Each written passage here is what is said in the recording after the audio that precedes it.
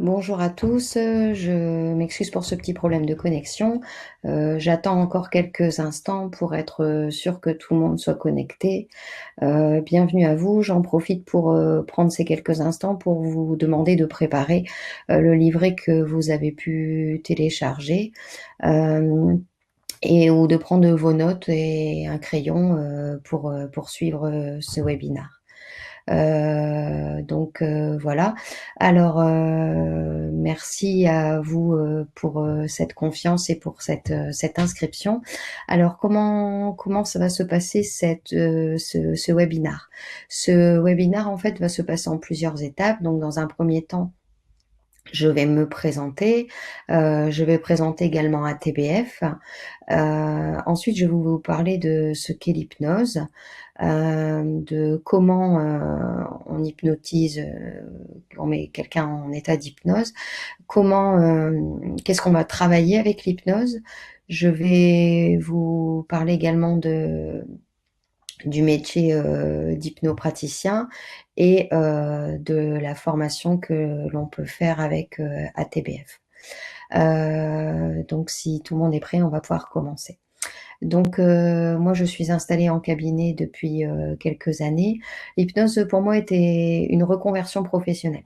En fait, avant j'étais directrice et enseignante, à l'école et je suis tombée en fait, on va dire, amoureuse de l'hypnose. J'ai vraiment, quand j'ai eu recours à l'hypnose, pour moi, en fait, ça a été comme une vocation. Donc, je me suis formée et puis assez rapidement, je me suis installée. Donc, aujourd'hui, j'ai plus de 5700 patients que j'ai rencontrés. J'ai plus de 6000 fans sur ma page en octobre et j'ai fait plus de 14 formations différentes. Alors, c'est d'ailleurs pour ça que j'ai décidé de créer ATBF. C'est parce qu'au départ, j'ai fait plusieurs formations et avant de pouvoir m'installer. En fait, il manquait toujours quelque chose. Elles étaient pas assez pratiques, trop théoriques. J'osais pas me lancer, et c'est de là qu'est venue l'idée de créer ATBF et comme en plus, Joseph s'occupait de ma partie com, en fait, pour que je sois visible, sur, internet, on a eu l'idée d'introduire ce module, pour que les gens puissent vraiment tout de suite se lancer, avoir les clés en main. Donc, chez ATBF, nous sommes, plusieurs à intervenir. Donc, il y a Joseph Campbell qui s'occupe de tout ce qui est, visibilité. Il y a moi-même qui m'occupe, de la formation. Il y a mon mari, le docteur, Patrice Favier, avec qui, j'ai pu, faire les boucles de formation et qui intervient plus, en auto-hypnose, voilà. Et puis, il y a également, mon associée, madame Campbell-Chantal, qui est également ma mère, qui est praticienne en hypnose comme moi. Voilà. Donc avec ATBF, on a voulu faire une formation qui soit, pratique, et qui soit vraiment, clé en main.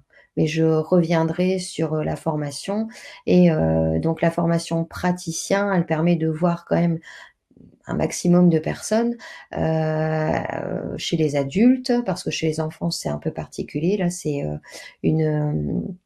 un complément de formation qu'il faut réaliser et cette formation, elle se fait à l'aide de 5 books. Premier book, à télécharger. Donc l'hypnose aujourd'hui a le vent en poupe. Faut savoir que, ça fait quand même, plus de 2 siècles que l'on travaille avec l'hypnose et avec plus ou moins du scepticisme, de la part, des scientifiques. En fait, faut savoir que l'hypnose n'est pas nouvelle. Vous avez dû le voir dans le book, hein. Je vais pas insister sur l'histoire, hein, vous pouvez revoir les notes, mais elle est utilisée en fait depuis, plus de 2600 ans avant Jésus-Christ. On trouve des traces, d'utilisation de transe dans les traités de médecine chinoise. Néanmoins, aujourd'hui, en fait, elle interroge, notamment avec l'hypnose du spectacle. qui peut parfois être impressionnante, et qui peut parfois discréditer, l'hypnose, en thérapie. Néanmoins, vous avez dû voir dans le book qu'il y a 7 types d'hypnose. L'hypnose classique, l'hypnose conversationnelle, enfin il y en a même d'autres, hein, il y a d'autres personnes qui ont créé des courants, mais nous on va s'intéresser au niveau de l'hypnose ericksonienne. Alors, l'hypnose ericksonienne, permet de prendre en charge, beaucoup de choses. Elle est de plus en plus utilisée, que ce soit en thérapie, en milieu hospitalier, pour la gestion de la douleur, pour, les anesthésies, mais je reviendrai là-dessus, tout à l'heure. Néanmoins, donc les scientifiques étaient sceptiques, mais il faut savoir que, aujourd'hui justement, les nouvelles technologies nous ont permis de voir vraiment ce que c'est l'hypnose. En fait, le cerveau, dans le cerveau, il y a les neurones et les neurones communiquent sous forme d'ondes électriques qu'on appelle des ondes cérébrales. Ces ondes électriques, elles sont en fait mesurées en fréquence et on a pu voir en fait la différence des ondes cérébrales en fonction de notre état.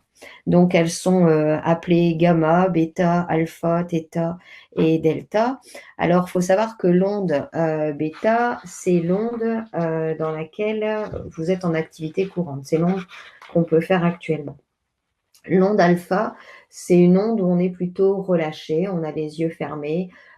C'est l'onde de la relaxation. Quant à l'onde theta, c'est la relaxation profonde, l'hypnose profonde, le sommeil léger. Et l'onde delta, c'est le sommeil profond. Et donc, quand on a mesuré l'activité cérébrale des personnes en hypnose, en fait, on s'aperçoit qu'elles sont entre l'onde alpha et l'onde theta. C'est vraiment entre les deux. Voilà. Les nouvelles imageries ont également permis de mettre en évidence qu'en fait, il y avait un changement au niveau de la plasticité neuronale en fonction des suggestions. En fait, avec les IRM, les TEP scans et tout ça, on peut voir que les endroits du cerveau qui travaillent au moment en fait où on fait la suggestion. Alors ça remet un peu en question la théorie du cerveau droit, du cerveau gauche. Enfin, il y a encore des choses, des vérités, hein, mais on voit qu'on ne sait pas encore tout sur l'hypnose. Néanmoins, on ne peut plus dire qu'il ne se passe rien et que voilà. Alors, l'état d'hypnose. L'état d'hypnose, c'est un état qui est naturel, qu'on fait tous plusieurs fois dans la journée. Par exemple, quand on conduit pendant longtemps, on a la tête ailleurs. Ça nous arrive même peut-être de dépasser l'endroit où on voulait aller et en fait, on est dans un état second. Pourtant, on reste conscient. Et d'ailleurs, en cas de danger, on aurait freiné. Et c'est la même chose quand on lit un livre ou quand on est devant une série télé. Des fois, il y a des personnes qui peuvent nous parler, mais on les on est là sans être là, en fait, hein. Donc c'est cet état-là qu'on va chercher. Donc comme c'est un état qui est naturel, tout le monde est hypnotisable, faut seulement, en fait, trouver le bon canal sensoriel, la bonne induction. Donc je vais revenir là-dessus après. Faut savoir que donc vous restez conscient, mais l'inconscient est également présent. Cette hypnose, c'est un outil pour parler à l'inconscient. Parce que si tout était du domaine du conscient, ce serait facile, de faire plein de choses. Vous le décideriez et ce serait comme ça.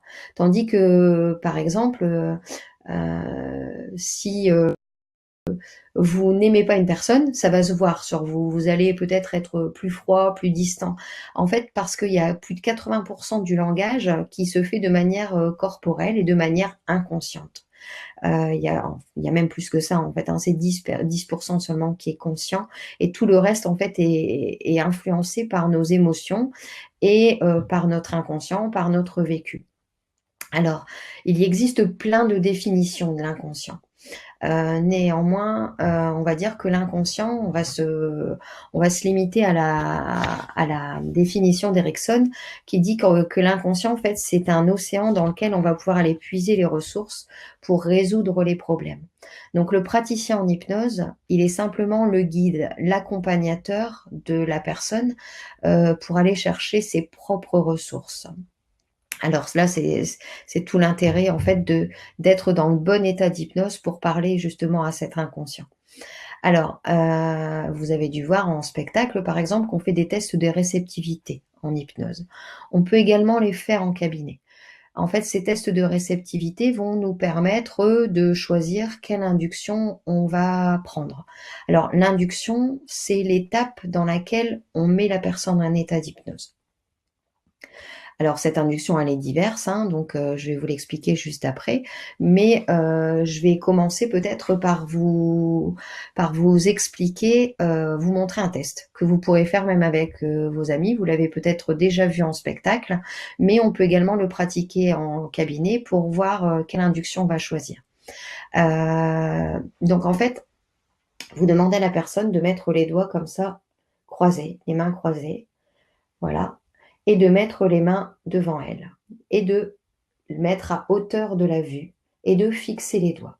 Et vous demandez de fixer les doigts et vous allez parler là plusieurs fois. Vous allez, sans vous arrêter ou en faisant simplement des petites pauses, mais en insistant. Vous allez demander à la personne qu'elle fixe ses doigts. Et plus elle les fixe, plus les doigts se rapprochent. Et plus elle les fixe, et plus ils se rapprochent. Et ils se rapprochent de plus en plus. Et vous pouvez même faire semblant de poser 2 aimants au-dessus de ses doigts. Et plus vous les fixez, plus ils se rapprochent. Et ils se rapprochent de plus en plus. Ils ont de plus en plus envie de se toucher, de se coller. On peut même tourner autour pour les faire se serrer de plus en plus jusqu'à se coller, même les visser. Et en fait, vous continuez à parler comme ça jusqu'à ce que les doigts se touchent. Donc ça, c'est le test des doigts collés. Ça fonctionne très bien. Alors, les personnes très réceptives à l'hypnose rapide vont même avoir les doigts tellement collés qu'ils n'arriveront pas à les décoller. Vous allez devoir souffler dessus ou claquer des doigts pour les décoller. Et vous avez des plus résistants qui vont peut-être même pas avoir les doigts qui vont se toucher. Alors, ça ne veut pas dire qu'ils ne sont pas réceptifs à l'hypnose, hein. Ça veut dire qu'ils sont un peu plus résistants et qu'ils seraient résistants à l'hypnose rapide. On ne les prendrait pas sur scène, ça mettrait trop longtemps. Néanmoins, une fois qu'on a fait ce test, ça peut nous permettre quand même de nous dire est-ce que la personne, elle va facilement se laisser aller à l'état ou pas. Alors, ensuite, autre chose pour choisir votre induction, une fois que vous avez fait ce test, ce sera en fonction de si vous percevez que la personne, elle est plutôt visuelle, kinesthésique, auditive. En fait, c'est ce qu'on appelle le VACOG.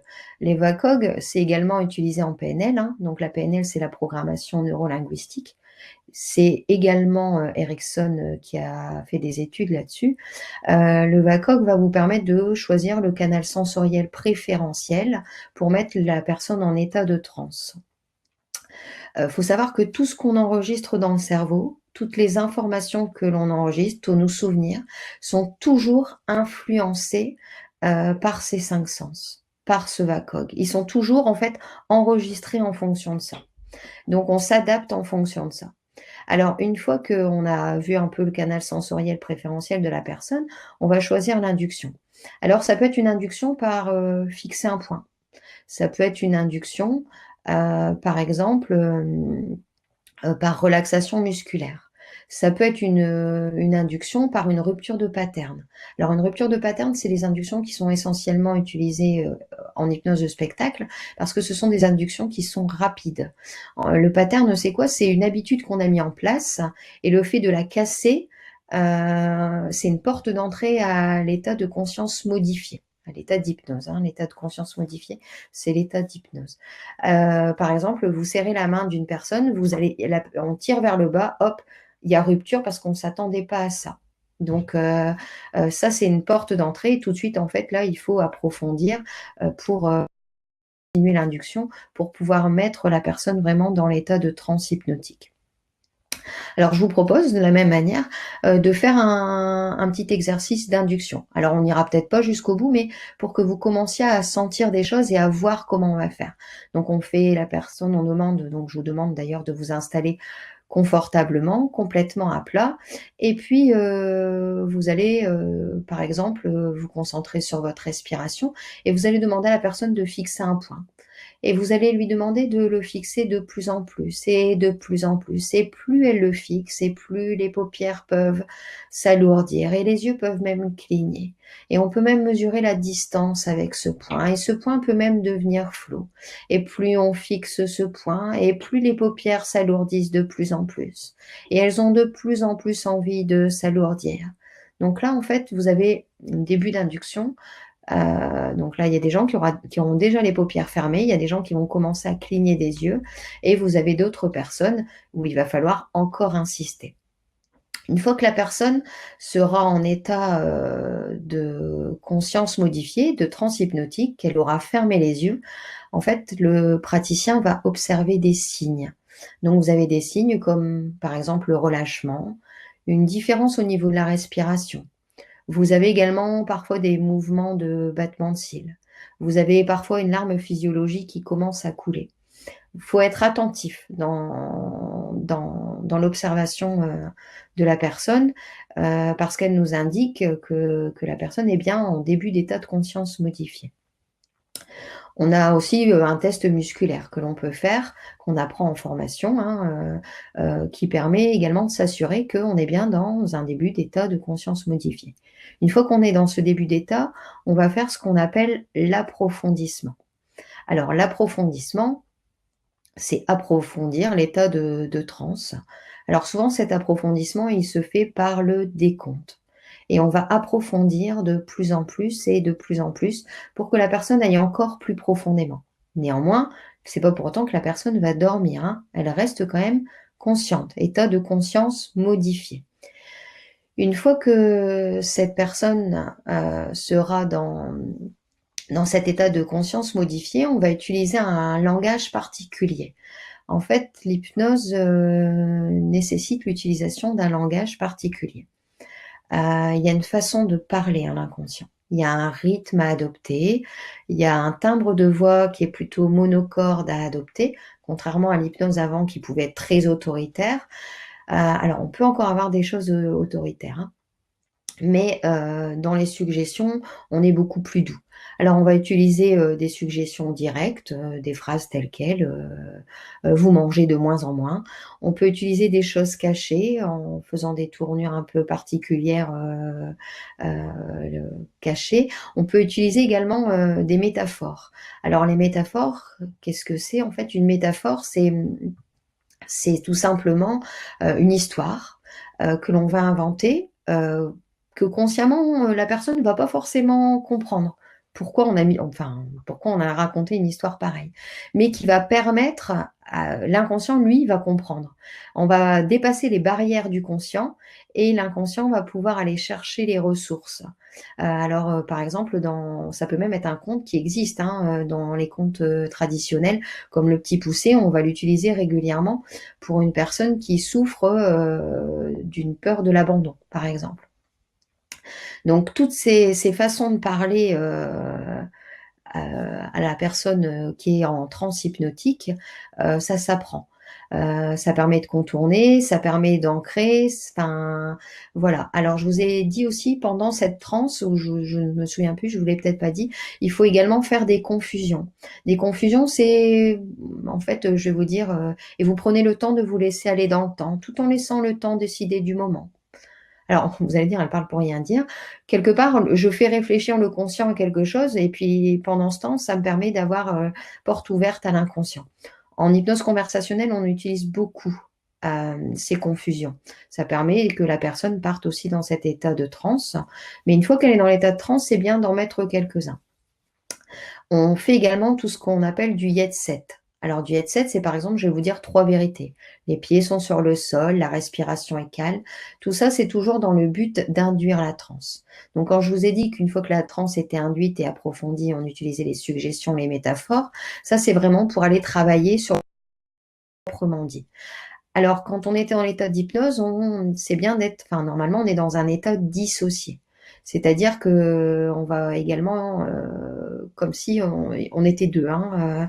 Alors, c'est pour ça que l'hypnose est contre-indiquée chez le schizophrène, parce que le schizophrène est déjà naturellement dissocié et on risquerait en fait de le mettre en danger. On pourrait créer une crise. Voilà.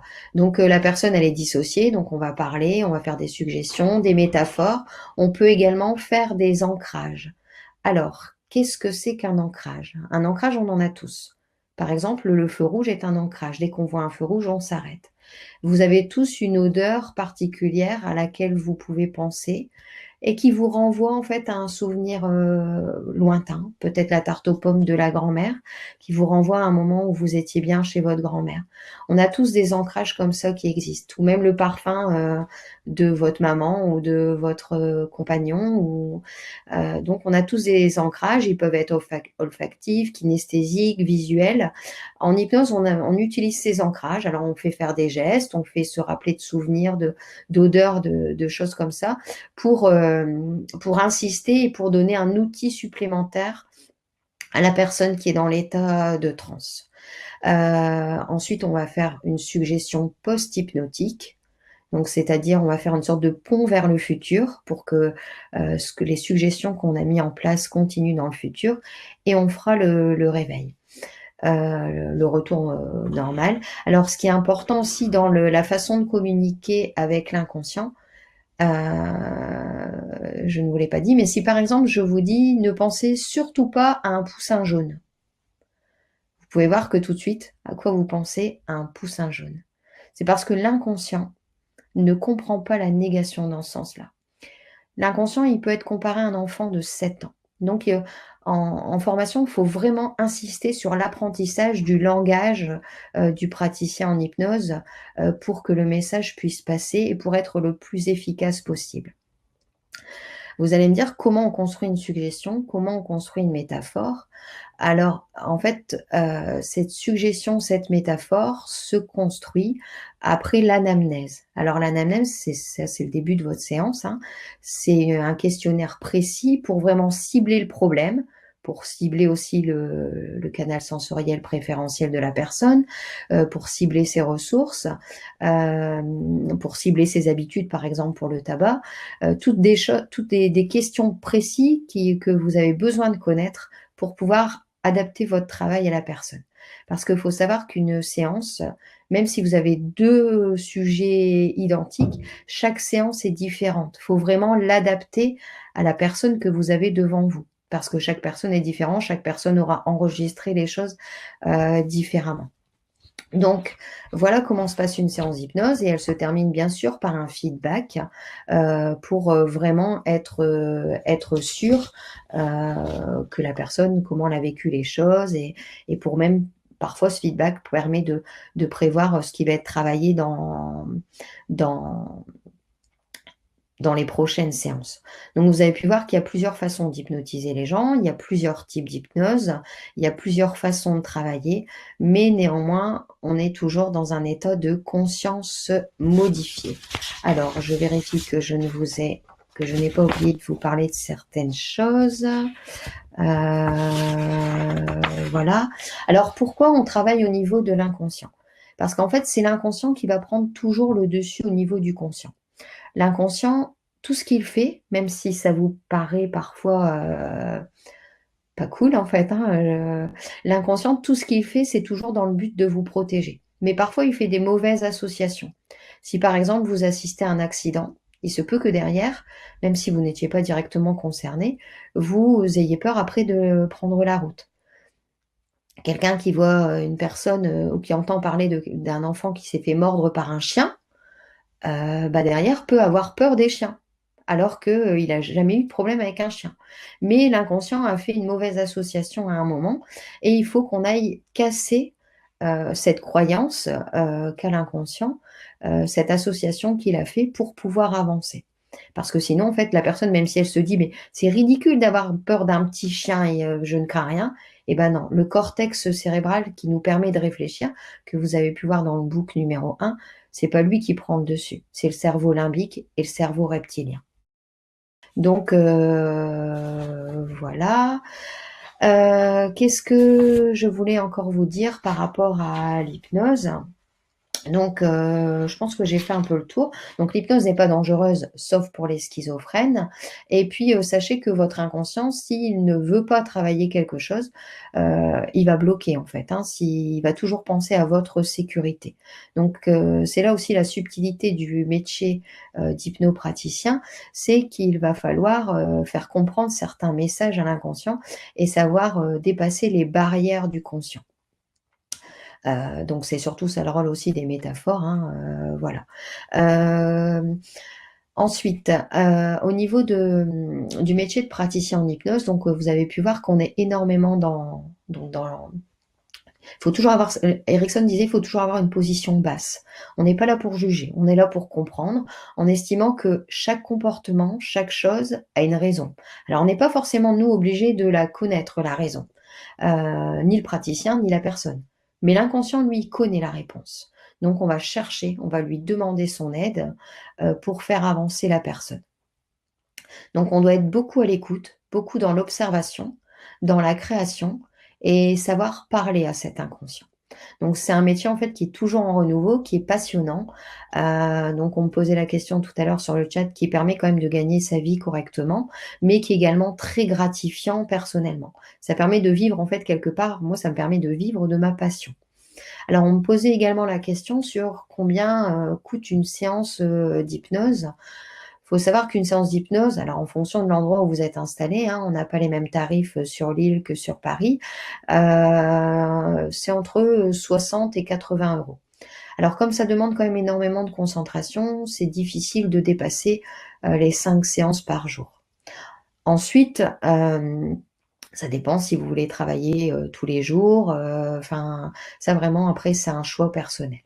Mais si vous vous impliquez, enfin, vous pouvez très, très bien, réussir en fait dans le métier d'hypnose. Surtout qu'en fait l'hypnose en France ne fait que commencer. On a plus de 15 ans de retard sur le pays québécois, par exemple. Vous avez, en Allemagne énormément de dentistes qui l'utilisent, alors qu'en France, ça arrive seulement. Donc c'est maintenant qu'il faut se former, qu'il faut se lancer, qu'il faut répondre à la demande, qu'il faut se diversifier. C'est quelque chose, c'est de la thérapie brève, l'hypnose, contrairement à la psychanalyse. Alors j'ai rien du tout contre, voilà, hein, ça peut être des choses complémentaires, mais l'hypnose, c'est vraiment de la thérapie brève. Un praticien en hypnose doit surtout rester à sa place, c'est-à-dire il ne doit pas prendre le rôle du médecin. L'hypnose, n'empêche pas, enfin ne doit pas intervenir sur le traitement médical, elle contribue à améliorer son efficacité. Chacun son domaine. Voilà. Au niveau de donc pour nous, au niveau de la formation, donc je vous ai dit, elle se fait sur 5 books, vous avez pu en voir un. Elle se fait sur 3 week-ends de présentiel, mais il faut savoir qu'il y a, plus que ça en termes de travail, hein. Il y a du travail qui est donné à chaque session, hein, entre chaque week-end, du travail personnel qui est même redemandé par mail pour superviser, afin qu'en fait le présentiel soit essentiellement pratico-pratique. Et puis qu'on puisse voir un maximum de sujets, de cas et tout ça. Voilà. Il y a également, un échange, un suivi. Dans notre module également, vous avez pu voir, qu'il y a, un module pour travailler votre visibilité, pour pouvoir travailler rapidement parce que bon, vous avez beau être performant, et vous lancer, si vous ne vous faites pas connaître et notamment aujourd'hui avec, les outils informatiques, c'est compliqué, de vous développer. Donc certes, le bouche à oreille fonctionne, mais il faut également penser à votre communication et votre visibilité. Donc Joseph intervient dans la formation par rapport à la visibilité. Donc je vous ai dit, c'est une formation qui est certifiante. C'est une formation qui est certifiante, c'est-à-dire qu'elle vous permet de vous installer, de vous assurer. Néanmoins, il faut savoir que ce n'est pas un diplôme d'État. De toute façon, en hypnose, à l'heure d'aujourd'hui, il n'existe pas de diplôme d'État. Donc la formation, l'organisme ATBF est reconnu, et vous pouvez vous installer sans aucun souci. Donc voilà, j'espère que vous avez vraiment compris tout ce qu'on peut apporter à l'hypnose. Avec l'hypnose, on peut travailler les phobies, l'anxiété, les problèmes de poids, les problèmes de stress, améliorer ses performances, préparer un examen. Là, la formation praticien ne vous permet pas de faire de régression. Voilà, c'est un module complémentaire et il faut rester, j'insiste sur la position basse et j'insiste sur la position de déontologie et d'éthique. Vous devez faire ce dont vous vous sentez capable. Mais tous ces domaines-là peuvent être traités avec, la formation praticien que je vous propose. Donc vous allez recevoir le webinaire en replay et juste en dessous de la vidéo, vous allez même recevoir un lien pour vous inscrire à la formation et bénéficier d'un tarif préférentiel de 15%. Alors voilà, si donc à la bientôt sur une prochaine formation, sur un prochain webinar et j'espère avoir répondu à un maximum de questions et avoir été claire. Je vous remercie et puis à très bientôt en hypnose. Au revoir.